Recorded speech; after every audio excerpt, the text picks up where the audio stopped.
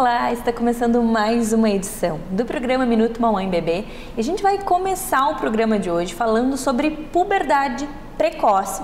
Com ela, a nossa endocrinologista pediatra. Bem-vinda novamente, doutora Jéssica. Obrigada. Então, conta para nós um pouquinho sobre esse assunto, para a gente começar a entender. A puberdade, ela começa em que idade? Para a gente conseguir compreender quando ela é precoce.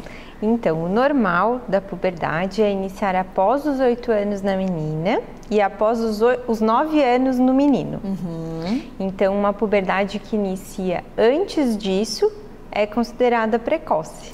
E o que é a puberdade? Aquele momento de hormônios, enfim, explica para nós, para a gente conseguir compreender primeiramente o que é a puberdade.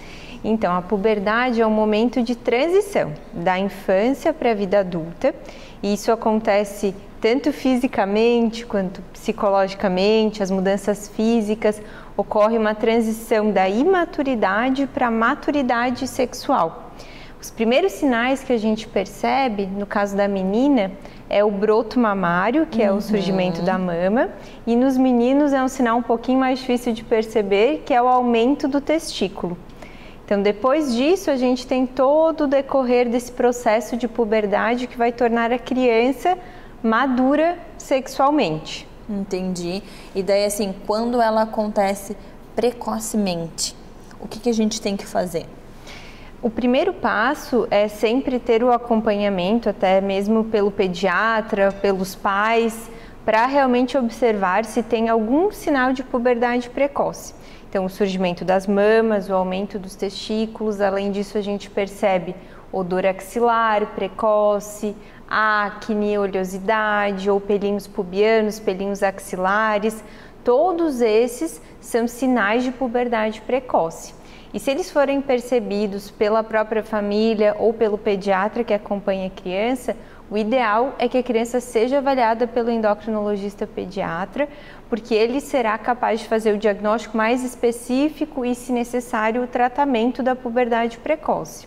Entendi. Então, uma criança avaliada realmente nesse quadro de puberdade precoce. O que o endocrinologista vai fazer na vida dessa criança quase adulta agora?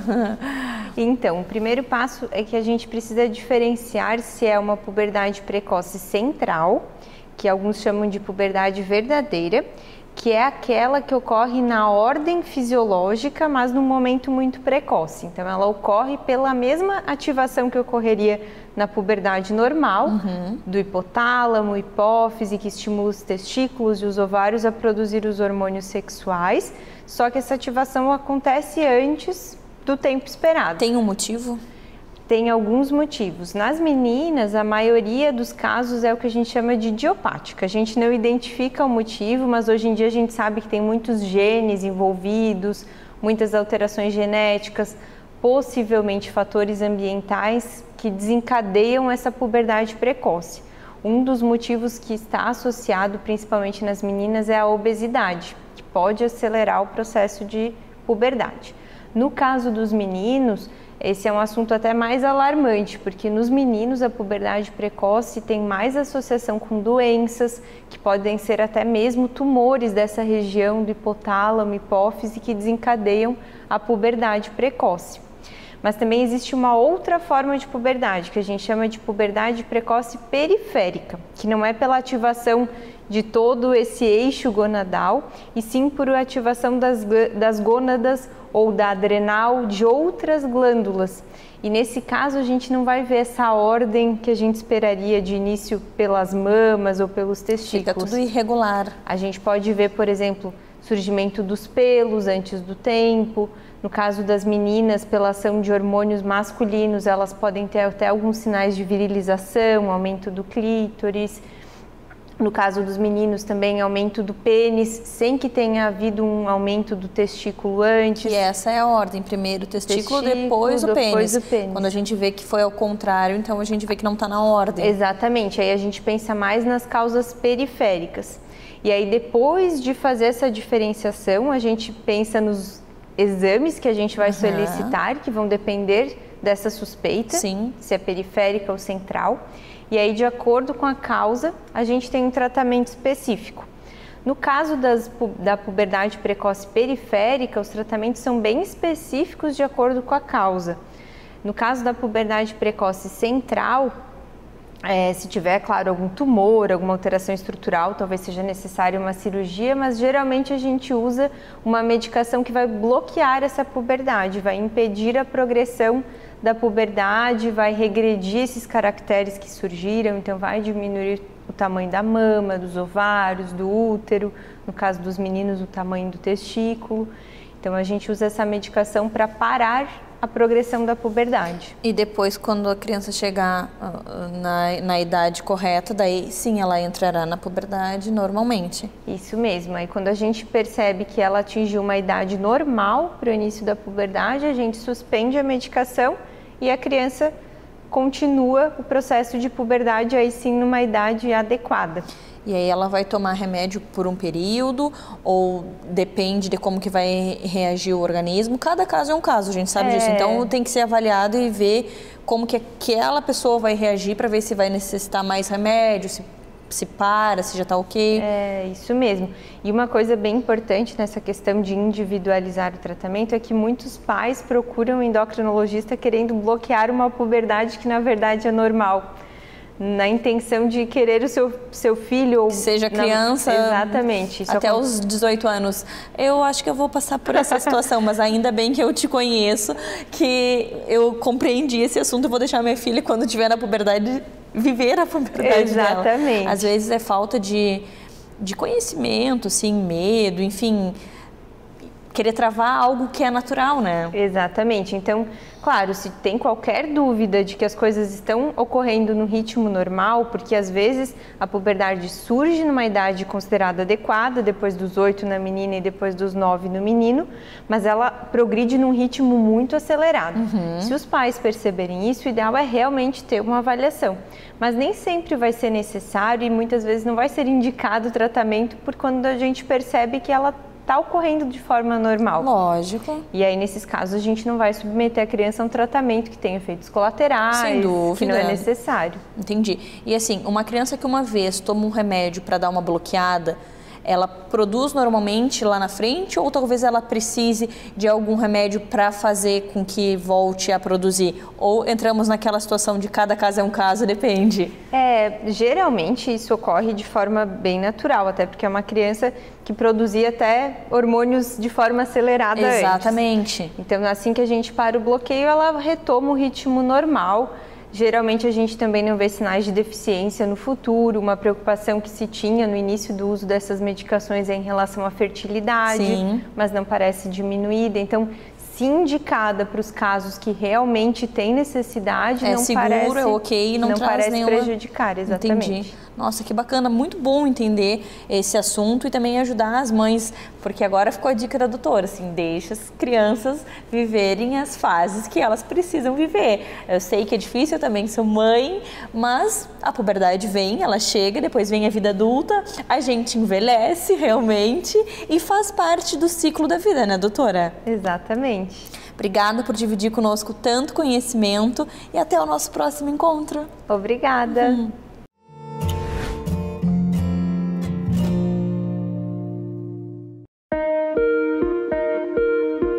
O ecocardiograma fetal é o exame de ultrassom do coração do bebezinho. O coração do bebezinho é avaliado dentro da barriga da mãe. É realizado com um aparelho de ecocardiograma, um aparelho de ultrassonografia. Pode ser realizado precoce ou mais tardio, sendo que tem uma idade gestacional adequada para a realização, que é entre 24 e 28 semanas. Mas pode ser feito antes, pode ser feito depois.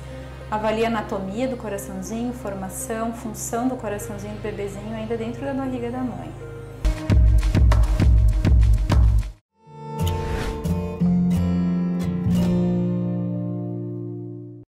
Hoje eu tô aqui com 3 pessoas maravilhosas. A Elô, bem-vinda. Obrigada. A Carol, a Vicky da Baby Boom, pra gente falar sobre um assunto muito interessante. Brinquedos e estímulos. Meninas, o que vocês pensam a respeito desse assunto e o que vocês trouxeram para depois a gente conferir com a nossa pedagoga se realmente incentiva, se é legal, porque a gente também pode falar do lúdico, enfim. Qual é a ideia de vocês para hoje? Mari, hoje a gente trouxe algumas das nossas opções de brinquedos, que são brinquedos educativos. Eles são brinquedos que falam, que cantam, que ensinam frases e palavras, que também tocam música para estimular os sentidos do bebê. Então, alguns falam português, outros falam inglês e espanhol. E são formas também de trazer um vocabulário, até mesmo em outro idioma, para a rotina das crianças. Que bacana. Elô, você trabalha com criança, você tem seu espaço lá, tem vários brinquedos. E eu queria que você falasse um pouquinho sobre o que ela falou, assim, se realmente esse tipo de brinquedo ajuda a aumentar vocabulário, a incentivar as crianças a se desenvolverem. Conta para nós o que você pensa a respeito. Perfeito, Mari. Então, na verdade, esses brinquedos é o que a gente conversou, né? Eu adoro essa possibilidade de um brinquedo estar trazendo um caminho, sendo um veículo, assim, um caminho para a gente poder estar interagindo com a criança. E nesses primeiros 3 anos de vida, a fase que a criança está muito voltada para estímulo sensorial, então percepção do som, né, do visual também, mas o tátil, então os brinquedos quando tem as argolinhas para eles fazerem os movimentos, a parte motora, alguns estimulam justamente fazer o caminhar, né, para a criança estar carregando, eles adoram carregar, né, então são brinquedos que sim, eu acho que o brinquedo ele pode vir muito como uma ferramenta para os pais que às vezes não sabem como está interagindo, ali está mostrando possibilidades, né? O som que está fazendo, as cores. Então, sim, isso é muito interessante. Os primeiros 3 anos de vida, a parte motora, a parte da linguagem, né? A parte sensorial seria o caminho que a gente tem que estar, onde é o estímulo necessário para aquela fase, né? Então é perfeito, é um caminho muito legal para a gente estar ali do lado, interagindo, ser aquele momento com a criança e bem atento às necessidades dela. Que bacana. Vicky, vocês pensam nessa parte quando vocês escolhem os brinquedos? O que isso vai incentivar? O que vai ajudar na família? Quais são os critérios de vocês, assim, quando vocês pensam, vou comprar esse brinquedo para colocar lá no site para locação? Sem sombra de dúvidas, Mari, isso é uma das primeiras coisas que a gente pensa, além de toda a segurança e qualidade do brinquedo. A gente sempre pensa na família interagindo junto dessa brincadeira. Então, o brinquedo também a gente pensa como uma ferramenta. O pai às vezes não sabe ensinar, como é que eu vou falar os números, as palavrinhas, acho que ele não vai entender ou é muito pequeno. E o brinquedo, justamente nessa parte lúdica, ele vai fazendo essa introdução de maneira suave e a família consegue se reunir em torno disso. Então não fica aquela preocupação do pai tentar ser um professor, tentar montar uma aulinha, ensinar alguma coisa assim propriamente dita, tentar a criança ensinar. Fica com essa coisa mais natural e que todo mundo consegue junto, assim, numa suavidade, introduzir essas cores, os números, outros idiomas, uma riqueza de vocabulários pelos brinquedos que a gente escolhe. Então a gente sempre pensa em conciliar a brincadeira e o aprendizado. Que bacana, porque a gente fala muito nisso também, que quando a gente vai alugar um brinquedo diferente, é um momento para a família se reunir com aquela família e curtir aquele brinquedo. A gente tem 15 dias para aproveitar esse brinquedo, vamos sentar e vamos curtir. Então isso é muito interessante, assim, mostrar para as crianças as possibilidades, também depois deixar elas sozinhas, porque tu confia no brinquedo que tu locou, que tu sabes que vai ensinar músicas, palavras, cores. Isso também é bacana, né, Carol? Exatamente.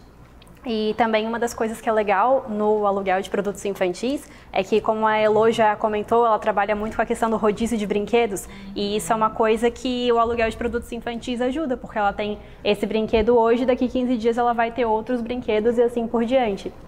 É verdade, realmente. Os estímulos vão circulando, né? Então, naquele momento, a criança está muito focada em descobrir como funciona, né? E aí ela vai ter esse interesse, vai ficar esse tempo, porque normalmente eles querem fazer o movimento, fazer a repetição, né? Que é brincar depois e de novo e de novo. E aí chega um momento que a gente percebe, como mãe a gente sabe, né? E como, né, estudiosa, na verdade, também a gente sabe que a criança vai chegar um momento que tem aquele... Não, agora esse brinquedo já aprendi, já entendeu, já não causa mais aquele encantamento. E aí, por isso que é muito legal a ideia do aluguel, né? Muito. Porque daí realmente vai ter essa troca. E daí a gente também, quando vai alugar, presta atenção naquilo que a criança está naquele momento, Na fase que ela está vivendo. Ela está muito interessada em números. Então eu vou procurar uma coisa que tenha esse foco também, que está trabalhando isso. Ou, né, em crianças que eu atendo, porque assim, eles estão muito interessados agora em cores, né? A fase, depende da fase da criança. Então, assim, é legal poder oferecer justamente aquilo que a criança está com interesse, né? E fazer essa troca, eu acho bem interessante, assim. Ter menos, né, dentro do ambiente de casa, que às vezes a gente quer tá com um monte de coisas e, na verdade, é legal ter aquele brinquedo que está brincando no momento, que é a fase bem de acordo com o momento que a criança está vivendo, né? A gente sabe, assim, ó, são brinquedos caros, né? Que são brinquedos de excelente qualidade. E para adquirir todos, né? E lembrando que as crianças, elas têm um período. E daí ela já enjoou daquele brinquedo. E aí você comprou, investiu um dinheiro. Então, por isso que é mais um ponto super positivo da alocação. É essa troca, assim, porque quando a criança enjoar, já está devolvendo e já está vindo outro. E o aprendizado acessou, né? Então, é exatamente isso. O enjoar deles é porque, na verdade, ele já acessou o aprendizado ali, ele compreendeu como funciona. E aí tu oferecer uma outra coisa que vai gerar... Porque o aprendizado acontece muito por isso, né? Dá uma mexida assim, como que acontece? A criança fica questionando, ela vai mexer até aprender a lidar com aquilo. E aí chega uma hora que cessou, é hora de trocar. Por isso que é muito legal, sim, né? A ideia de locar, eu acho bem interessante, assim, e por que enjoou? Porque ela já tirou tudo que ela tinha para tirar daquele brinquedo, já aprendeu e tudo. Olha, meninas, realmente parabéns pelo trabalho de vocês. Vocês estão sempre trazendo brinquedos incríveis, o site está sempre com opções diferentes. Queria que vocês falassem também para nós o site, as redes sociais, deixassem tudo bem frisadinho para quem está nos assistindo e sentir vontade de ter essa experiência da locação. Mari, tanto nosso site quanto nosso Instagram são alugbabyboom, alugbabyboom.com.br e @alugbabyboom. A gente tem o nosso número de WhatsApp, nosso contato em ambas as plataformas e também a gente atende pelo direct do Instagram. Estamos sempre disponíveis, às vezes a família não sabe, será que essa idade é boa? Será que é bom para o meu filho? Será que esse brinquedo está na faixa etária? A gente sempre responde, presta ali todo o auxílio que as famílias precisam. Estamos sempre à disposição das famílias. E qualquer dúvida que vocês tenham o nosso time inteiro do programa para ajudar a responder essas mães, né, Carol? Exatamente, é uma honra muito grande estar aqui, poder contar com vários profissionais. Várias já gravaram com a gente, agora a Elô também. Então a gente também fica muito amparada por isso, né? Que é uma coisa que valida ainda mais o nosso serviço. Verdade, com certeza. Meninas, muito obrigada. Elô, obrigada pela participação. Agradeço o convite, obrigada também. Meninas, até a próxima. Obrigada por trazerem essas maravilhas e Elô por dividir um pouco do conhecimento conosco. Até a próxima.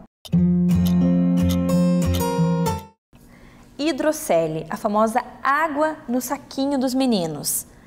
Nossa cirurgia pediátrica, a doutora Bianca, trouxe esse tema super importante para a gente entender o que é, como que funciona, o que tem que fazer. Bem-vinda novamente ao nosso programa. Obrigada, Mari. E fala um pouquinho para nós, então, o diagnóstico, o que é essa doença? A hidrocele, ela é um acúmulo de líquido na túnica vaginal. Túnica vaginal é uma camadinha que reveste o testículo. Então é um líquido e esse líquido ele passou da barriga até chegar ali no saquinho. E por isso que a gente vê às vezes o saquinho mais cheinho. Ela é muito comum no consultório e ela pode ter uma relação com a hernia inguinal que a gente já conversou aqui também. Então, da onde vem esse líquido, né? Da onde ele apareceu?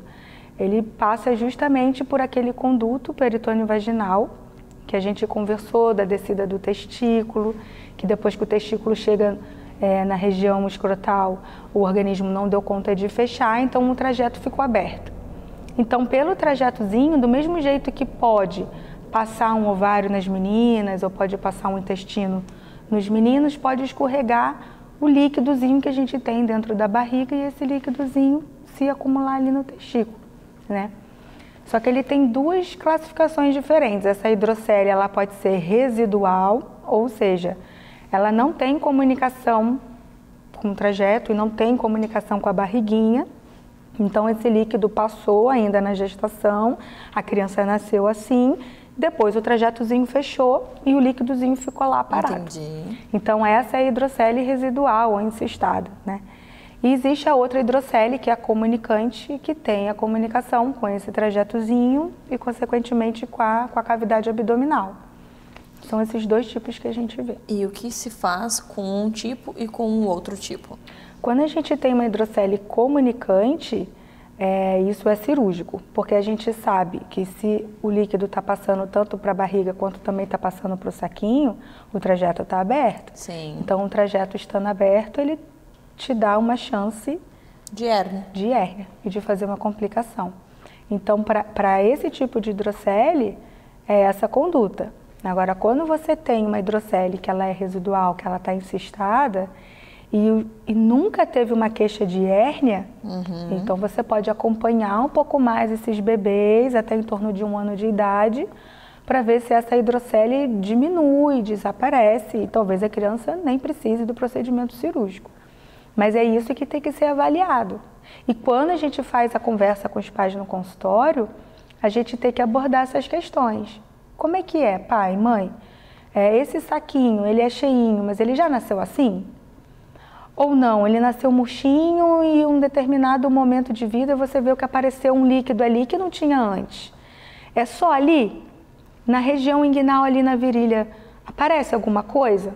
Aí você tem que saber se tem associação com hérnia ou não. Você vai direcionando. A gente tem que ficar atento a cada detalhe da criança, né? Exatamente. Tem que pensar também, em assim, tudo. o pediatra analisar tudo também, porque é difícil. Eu sei porque eu sou mãe. Às vezes eu vou ver mas será que já tinha? Será que não? Será que foi agora? Mas quando tem, eu sempre pergunto para as mães ficam pensando, mas eu não sei. Eu falo, olha, se tivesse, você teria visto, né? Porque geralmente é perceptível. Mas assim, doutora, eles nascem com um saquinho mais inchadinho, né? Mas não que seja uma hidrocele. Entendi. Entende? Então, assim, quando tem muito líquido no saquinho, isso é perceptível. É gritante. Isso, tanto ao nascimento, ou se não for tão exagerado assim, o pediatra que tem experiência, ele vai ver que tem alguma coisa diferente, ele vai suspeitar. O pai pode, às vezes, não suspeitar, a mãe pode não suspeitar. Mas nas consultas de rotina com o pediatra, na grande maioria das vezes, eles olham ali e eles acham que tem uma hidrocele. Entendi. E encaminha para nós cirurgiões. E aí a gente vai fazer a avaliação. Para ver qual das duas para ver qual vai ser a abordagem que a gente vai usar, né? Porque a hidrocele tem é muito característico no nosso exame físico, quando a gente está no consultório, a gente consegue colocar uma lanterninha bem próxima ali do saquinho, da bolsa escrotal. Apaga a luz do consultório e coloca uma lanterninha ali. Então a gente vê que fica tudo laranjinha. A gente vê que aquilo ali, o conteúdo é só líquido, porque existe a hérnia íngüino-escrotal. Quando todo o intestino desce, passa pelo trajetozinho e chega até lá no saquinho. Então, se o paciente chega para nós... é algo bem perigoso, né? Exatamente. Se o paciente chega para nós com um saquinho inchado, eu não posso de cara dizer que é hidrocele. Claro. Eu tenho que examinar. Isso pode ser uma hérnia íngüino-escrotal. E a hérnia íngüino-escrotal é cirúrgico. Você não vai ficar esperando até 1 ano de idade, porque você sabe que ela não vai resolver. Entendi. Olha só como é importante qualquer dúvida, assim, procurar um profissional. Porque imagina se a mãe fica esperando ou se acha que é normal. Sim. Porque assim... Uma mãe de primeira viagem, principalmente, de um menino. Eu sou mulher, eu conheço o meu corpo. Sim. E daí eu não conheço o corpo masculino. Então eu não sei qual é o tamanho ideal do testículo. Sim. Se ele está inchado ou se ele não está. Então, assim, é muito importante a consulta mensal justamente para isso, né? Para o pediatra analisar, ver tudo. Tanto que a gente vê que eles mexem em tudo. Na vagina da menina, abre, olha tudo. Que é o que tem que ser mesmo. Tem que ser feito, porque eles sabem muito mais do que nós. O profissional vê todos os dias um bebê. Nós não, a gente vê só o nosso, entendeu? Então, assim, é muito difícil, porque, como eu falo, eu não imagino qual é o tamanho correto do saquinho. Aí, quando se acontece algo assim, era de um tamanho e do nada inchou, daí é diferente. Exatamente. É muito diferente. E é muito comum acontecer, existe um dado, assim, vem crescendo, como é que é assim no consultório? Não é que vem crescendo, né? Mas assim, é uma queixa muito comum. Então assim, quando a gente fala em hérnia inguinal, por exemplo, até 4% da população tem. Nossa! Né? E quando a gente fala em prematuro, sobe mais ainda essa incidência. É? Exatamente. Então assim, tendo um conduto peritônio vaginal aberto, tem a chance de escorrer esse líquido e parar ali na bolsa escrotal, né? Então, nas consultas, a gente tem que abordar várias questões. Saber se é um bebê prematuro. Exatamente. A hidrocele não é residual, é comunicante. A hidrocele associado à hérnia, as condutas vão ser diferentes, mas é bem o que você falou. Os pais, eles não têm obrigação de fazer o diagnóstico, de saber o que é. Ainda mais se for um pai de primeira viagem, né? Não sabe. Então, o pediatra examinando e tendo dúvida, encaminha para o cirurgião que a gente vai avaliar e a gente vai acompanhar. Nossa. Tem muita mãe que às vezes abriu a fralda e falou assim, nossa, mas que estranho. Tá diferente. Tem alguma coisa diferente aqui. E mesmo que ela não tenha, que ela não suspeite de nada, imagina quantas pessoas você conhece que já ouviram falar esse nome Drosselli, hernia inguinal, nem sabia que existia. É verdade. Né? Então, conversa com o pediatra e o pediatra achando que tem que encaminhar, ele encaminha pra gente. Nossa, que bacana. E falando assim, na cirurgia em si, é uma cirurgia muito demorada, muito complicada?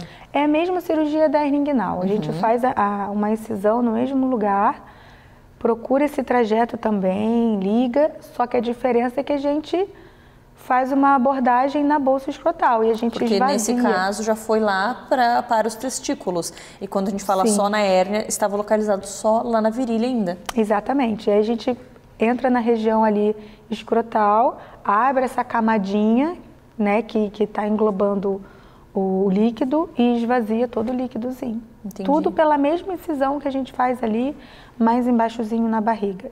Igual na hérnia, a criança também vai embora para casa no mesmo dia. Ela não precisa dormir lá, salvo seja um bebê prematuro ou tem alguma outra doença. Mas Cada via caso de é um regra, caso, né? mas via de regra, a grande maioria entra de manhã, opera, vai embora no final do dia e dá tudo certo. Ótimo, maravilha. Obrigada De por nada, dividir Mari. conosco esses conteúdos tão importantes que eu acho que com certeza a gente aqui no Minuto Mamãe Bebê leva tanta informação para as mães e essas dúvidas que tornam o maternar da gente tão difícil vão sanando, vai ficando tudo mais tranquilo. Saber que existe profissional que vai nos ajudar a vencer qualquer probleminha que aconteça com os nossos pacotinhos de amor. Obrigada, querida, e até o próximo Mari, encontro. até a próxima. Obrigadão. A gente fala muito sobre o papel da mãe, sobre os filhos, as crianças e o pai. Onde o pai fica nessa história? A nossa terapeuta Devadaia está aqui conosco. Bem-vinda novamente. Olá, Mari. Gratidão por me receber. Hoje nós vamos falar então sobre os pais. A gente não fala muito sobre eles, mas eles são tão importantes, né, Deva? Sim. Para começar, eles são colaboradores de toda essa história de Não fazer existe nenéns. criança, não existe um neném sem o pai, né? Para começo da história, lá cientificamente falando. O pai não é à toa que o pai é muito associado nas culturas antigas ao sol, né? Porque se a gente pensa na terra, uma sementinha quando é plantada, ela é acolhida pela terra, a terra que ativa, que faz, digamos, dar a comidinha para a sementinha, mas o que ativa na verdade é o sol, não é? O que desperta aquela plantinha para crescer. Então a função do pai é essa função ativadora. Isso é uma função, isso não quer dizer que se a criança não teve pai, então não tem essa função. Não, é uma função. Uma função paterna, ela pode ser feita por outra referência masculina ou até pela mãe, né? Mas o lugar dessa função é importante. Porque é a função de colocar limites, de dizer o que pode, o que não pode, até onde pode ir. Às vezes as pessoas pensam que o pai que vai colocar limite e aí a mãe não vai educar, a mãe não vai estar educando, mas existe o papel do pai e da mãe. Não é que o pai colocando limite, a mãe não coloque também. Não, é diferente, assim, é um pouco mais complexo. A função do pai primeiro é dar uma roubadinha da mãe da criança, então dizer assim, peraí, ela também é minha, entendeu? Já começa aí, porque a mãe acha que a criança é só dela, então já começa lá no comecinho, ela é minha também, então tu já tem que dividir com o pai que ela cria que não é só tua. Então isso numa família que tem aquele formato clássico. Vamos pensar numa família diferente, o pai e a mãe são separados e a mãe tem outro namorado, então a função paterna, em termos do limite da mãe também é minha, vai ser para aquele outro companheiro ou companheira, né?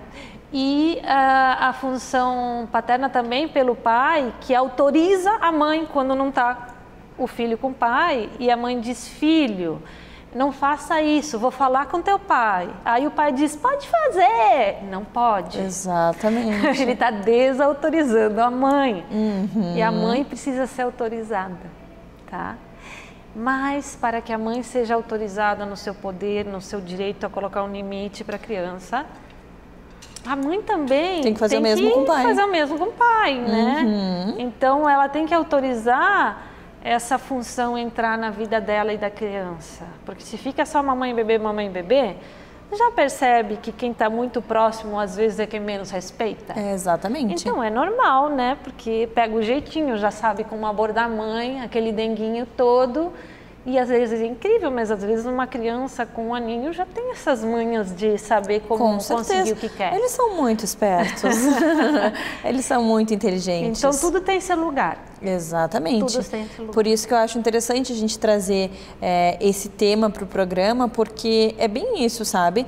A criança foi feita por duas pessoas. Sim. Então essas duas pessoas têm os mesmos direitos, as mesmas obrigações. Então assim como a gente quer que eles estejam presentes nas tarefas, na hora de autorizar, na hora de colocar limites, eles precisam estar ali também fazendo o papel de pai. Até porque depois, na vida adulta, tu que trabalha muito com mulheres e com pessoas, existem muitas mulheres com problemas que vêm desde lá da infância por não ter a figura paterna dentro de si, por várias coisas relacionadas à falta do pai. Sim. Tem uma coisa que se fala muito hoje de alienação parental, né? Que às vezes é a mãe que faz, às vezes é o pai que faz. Isso já é um reflexo de um desencontro em relação à criação, à criança da criança, né? A como fazer para levar essa criança à frente.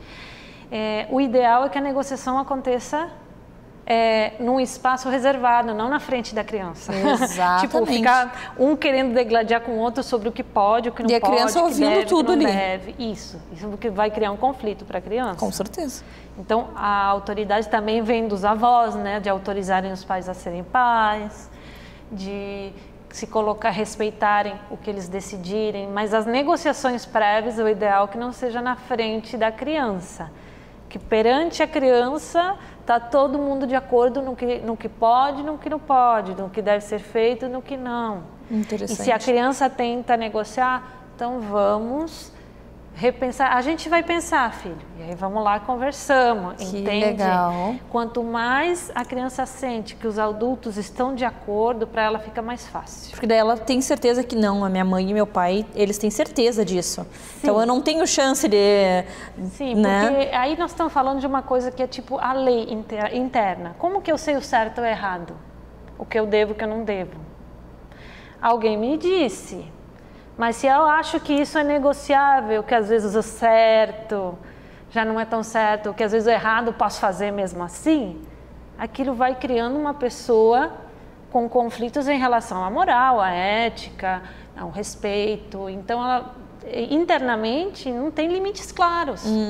Isso já traz uma energia de uma pessoa que não consegue lidar com a autoridade, com a lei, vai ter problemas, né, no trabalho, na escola, aquela criança que não quer ficar sentada, não quer aprender, não quer respeitar a professora, quer sair qualquer hora da aula. Porque não tem limites, porque não sabe o que é regra. Porque não foi clara a informação que foi dada para essa criança, e a informação a gente não dá só na fala, a gente dá no exemplo. Exatamente. Exemplo, então que a gente tente não mentir para a criança, não enrolar, não mudar de ideia toda hora. Uma hora eu tô afim, pode, outra hora não tô afim, não pode porque eu tô de mau humor. Não é assim. Se coloca de acordo e transmite uma informação só, para que a criança cresça firmada naquilo e se sinta mais inteira por dentro. Que bacana, isso é muito importante. E a gente entender que nós estamos criando essa criança que vai ser um adulto. Então é nossa responsabilidade. Passar os valores, explicar, orientar. Por isso que eu acho tão fantástico assim os pais buscarem informação e estarem de acordo para a criação, porque a gente está criando uma pessoa, né? Sim. É muita responsabilidade. E às vezes a gente quer ajudar nosso filho, a gente acha que tem que levar a criança na terapia, tem que dar floral para a criança, e às vezes a gente ajuda indo o casal fazer uma constelação, indo o casal fazer uma sessão de terapia, o casal se trabalhando com terapia floral, entende? O homem, ele é mais resistente a esse tipo de terapia? O que tu vê assim? Eu estou muito feliz que cada vez mais homens vêm. Os homens, E eles olha estão que coisa mudando, linda, né? eles estão pagando sessão para os amigos. Olha só. Eu tenho pacientes que dão de presente para os amigos sessões, justamente porque para a mulher é mais comum, para o homem há mais resistência. Eles dizem, não, vai lá, tu vai ver como vai ser melhor para ti. E um indica para o outro e eles vão descobrindo que eles podem ter um espaço onde trabalhar essa transformação interior e se fortalecer. Porque o homem tem muito essa coisa do fortalecer, eu tenho que ser forte, mas a força vem de dentro. Se a gente por dentro não está bem... E assim, ó, esse homem, que tipo de criação ele teve? Como é que foi o pai dele para ele? Sim, sim. Então, ele ser pai agora é quebrar barreiras, né? Eu brinco que há homens que acham que a masculinidade é de vidro, né? Que qualquer coisa quebra, porque pegou um neném no colo, deixa de ser homem. Bobagem. Lavou uma panela. Lavou uma panela, perdeu a masculinidade. Não é, a gente está aqui para crescer, não é criticar os nossos pais, mas questionar, ressignificar e mudar a história. Se aquele modelinho não está nos fazendo feliz, não nos traz um casamento feliz, uma paternidade feliz, vai lá buscar uma ajuda e se transforma, né? Que lindo, Deva. Né? Que lindo. Amei, porque a gente sempre fala muito sobre a mãe, sobre o nosso papel, sobre as crianças, como ajudar. E agora a gente poder falar também para os pais, porque a gente sabe que muitas mães nos assistem. Claro que temos alguns pais também. Mas essas mulheres que estão nos assistindo vão repassar essas informações para os maridos. E é isso que eu penso, é a gente transformar a paternidade em algo muito melhor. Nós já temos pais bem mais presentes e eu acredito que isso vai melhorando cada vez mais. Ainda bem, né, mamães? Querida, muito obrigada pela sua participação, por sempre nos ajudar e nos trazer ideias maravilhosas e os seus florais e toda essa energia deliciosa. Até o próximo encontro. Até mais.